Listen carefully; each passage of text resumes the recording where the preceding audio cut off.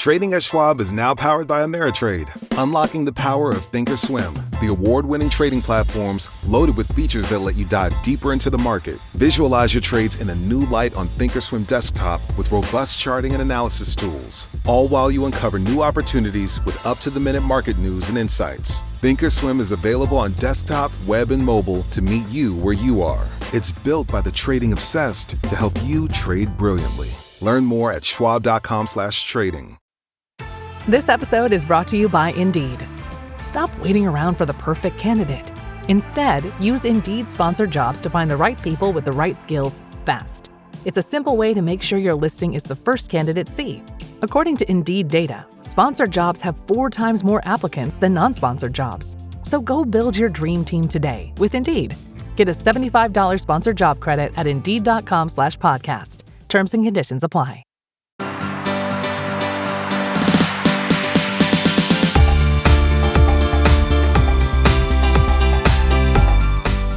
You're not being overlooked. You're being quietly disqualified, and you don't even realize it. Welcome back to Speaking with Confidence, the podcast that helps you build the soft skills that lead to real results. Communication, storytelling, public speaking, and showing up with confidence in every conversation that counts. I'm Tim Newman, a recovering college professor turned communication coach, and I'm thrilled to guide you on your journey to becoming a powerful communicator. You think you're being polite. You think you're being professional. You're following all the unspoken rules you picked up to fit in and not make waves, especially early in your career. But what you're actually doing is training everyone around you to see you as nervous, unsure, and someone who doesn't really belong in the room yet. These aren't obvious, cringy mistakes. They're the subtle, safe habits we adopt because we're terrified of looking arrogant or confrontational. I see it all the time with interns, new grads, and young professionals. You use these behaviors as a shield to avoid conflict or disapproval, but the shield is made of tissue paper. It doesn't protect you. It just erodes your authority bit by bit, meeting by meeting. The result is you feel like an imposter, and worse, you start to look like one. Your voice gets smaller, your ideas get prefaced with apologies, and you physically make yourself take up less space. So we're going to dissect 7 of these safe habits, why they completely backfire on you, and what to do instead. This isn't about becoming aggressive or arrogant. It's about finally stopping the behaviors that make you apologize for simply having a voice and a thought. The first habit is all about the verbal tics that signal before you've even said anything of substance that you expect to be a burden. It's starting your sentence with, "I'm sorry, but," or "this might be a stupid question," or the classic "quick question" when you slide in someone's DMs. And on the back end, it's finishing your thought with, "Does that make sense?" or "You know what I mean?" We do this because we're trying to soften our entry into a conversation. We think we're being considerate, making ourselves seem less confrontational or demanding. But here's what it actually communicates to the person listening. That opening sorry or disclaimer says, "I'm not sure I should be speaking right now."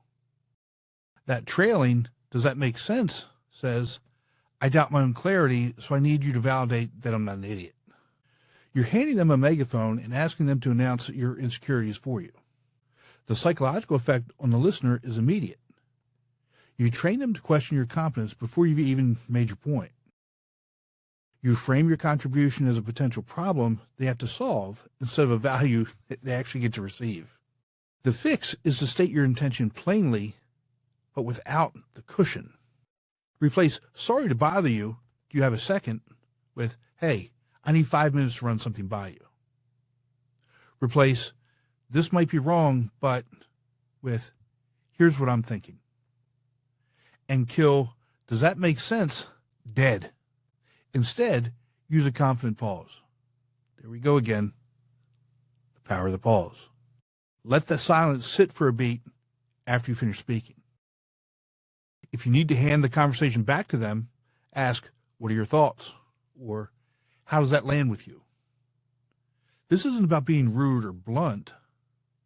It's about assuming from the very first word that your contribution has value and it doesn't require a preemptive apology for existing. The next habit has two sides, and they're two sides of the same insecure coin. You either sound unsure of yourself or you try way too hard to sound smart, and both have the same root cause. The first side is upspeak. Remember, I talked about this a couple weeks ago.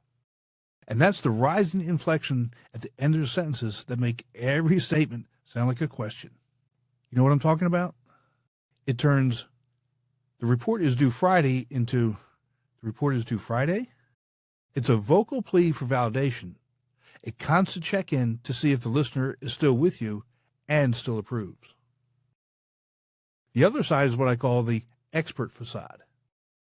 And this is when you hide behind jargon and complex language. You use a $5 word when a $1 word would do the job so much better. And you basically violate the 8th grade rule, which is that if you can't explain your idea to an 8th grader, you don't understand it well enough yourself. We use upspeak because we're seeking approval in real time. We're scared of the finality of a period. We use jargon because we think perceived intelligence will mask our underlying insecurity. We want to sound like we belong in the room with the experts. But what both of these communicate is a lack of conviction and a deep fear of being seen as simple or wrong. Upspeak tells people you're not certain of your own facts. The expert facade tells people you're more concerned with sounding smart than being understood, which is a huge red flag. The fix for upspeak is mechanical at first. You have to practice ending your sentences with a period, not a question mark, in your low-stakes conversations. Talk to your dog, your roommate, your family, and start consciously dropping your pitch at the end of a sentence. Make it sound final. The fix for the jargon addiction is to apply that 8th grade filter. Before you speak, especially about a complex topic, ask yourself, how would I explain this to a 14-year-old? If you can't simplify it, you don't own the idea yet, and that's why you're not confident. Real confidence isn't complexity, it's clarity. Simple, clear language that comes from a place of true understanding is unshakable, and people will lean in to listen to it every single time. Now, let's talk about the body language of submission. Because your voice can say one thing, but your posture screams something completely different. This is all about making yourself small and agreeing too much. And it comes in two classic forms. First, you've got the invisible man posture. That's when you're hunched over, your shoulders rolled forward, arms crossed or tucked in, literally trying to take up as little physical space as possible. You're trying not to be too much and not to intrude. Then you've got the nervous nod.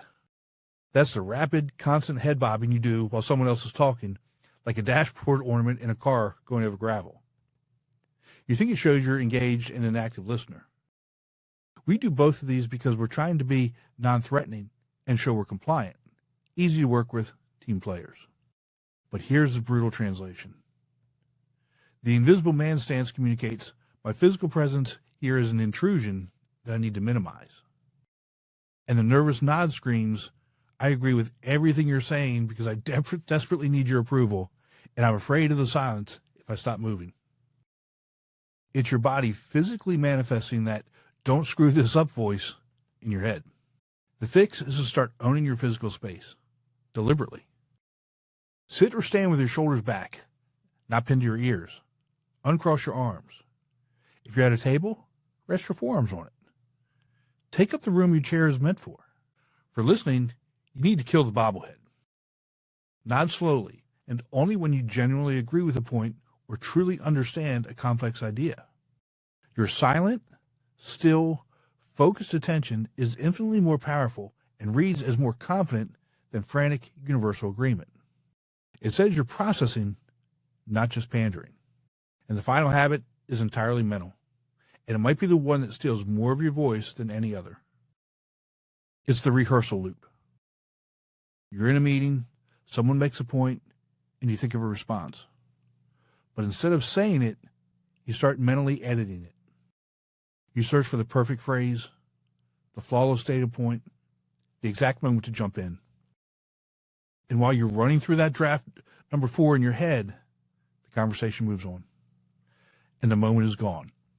You were waiting for the perfect entry point, the polished way to phrase it, and you missed your window. This ties directly into the myth that confidence comes from perfect practice. We do this because we're terrified of saying it wrong, of that micro moment of failure where our idea comes out as messy. But what this habit communicates is that your contribution isn't worth the risk of a slightly imperfect delivery.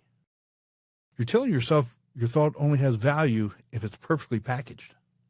And here's the brutal truth, and I've seen it proven again and again, and it connects back to a simple idea. Confidence is built by speaking, not by rehearsing in your head. You cannot think your way into being a confident speaker. You have to actually speak. So the fix is to give yourself a 3-second rule. When you have a relevant thought, you have 3 seconds to jump into the conversation. It doesn't have to be elegant. You can start with, just to build on that, or the one thing I'm thinking is, your goal isn't to deliver a flawless monologue. It's to make a genuine contribution.